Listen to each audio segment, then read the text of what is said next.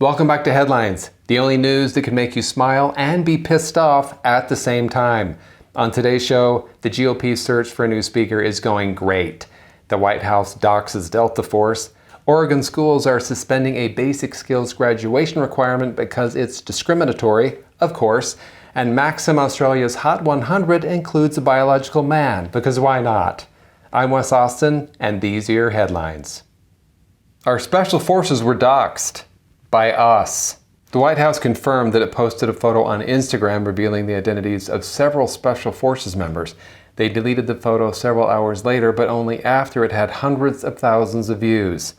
Hey, just be glad the White House didn't tag them.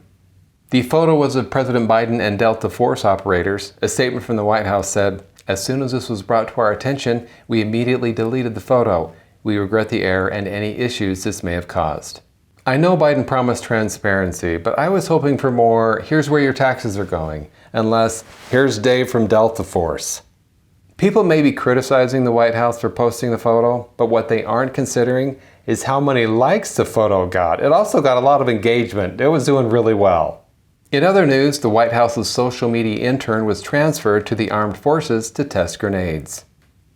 Republicans picking a speaker is basically a game of whack-a-mole. So earlier this month, Kevin McCarthy was booted out as Speaker of the House after Matt Gaetz's motion to vacate the speakership.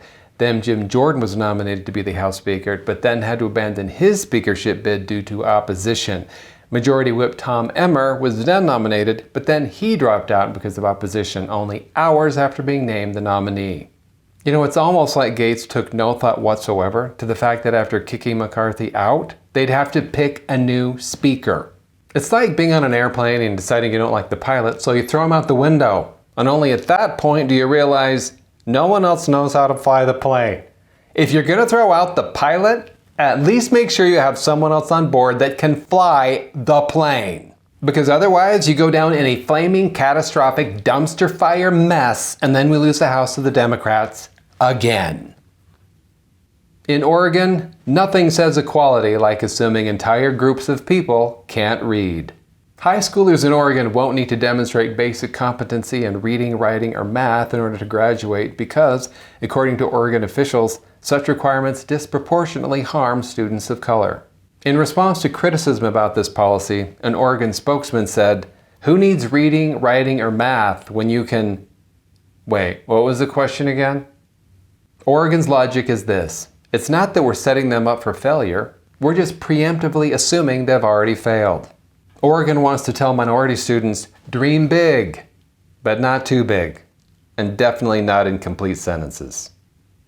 Maxim's Hot 100, actresses, supermodels, and stiletto-wearing football players. Maxim Australia published its annual Hot 100 list for 2023. Margot Robbie made the cover and topped the list.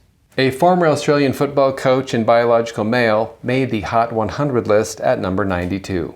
I might suggest to Maxim that they rename the list from the Hot 100 list to the 100 people we found interesting and you'll never guess why list. Remember when Maxim was the go-to for risque pictures? Now it's the go-to for imagine what your football coach would look like in a dress. Thanks for watching Headlines. I'm Wes Austin, and we'll see you next time.